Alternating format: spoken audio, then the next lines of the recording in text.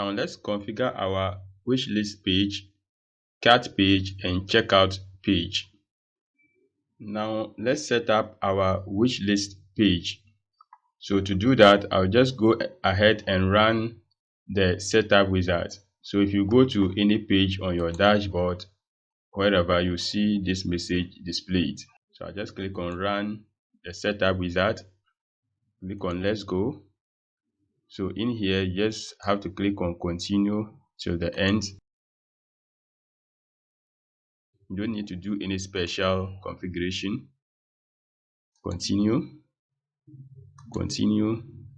and that's it. Then return to the WordPress dashboard. So if I go to pages now, pages, I'll see wish list and I can view it. Right click on view, open link in a new tab. So this is the wish list page. So I then need this sidebar here.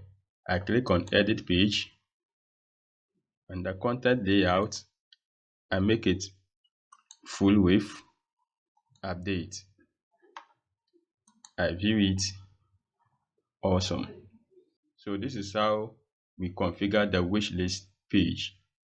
Now let's go ahead and configure our checkout page and cart page. So to do that, I exit out of here, then I go to pages. I'm already on pages.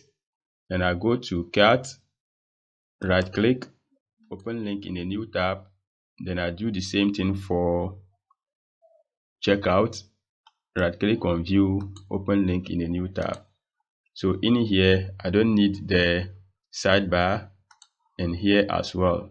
So I just click on edit page, and the content layout, I choose full width, update, view the page, awesome.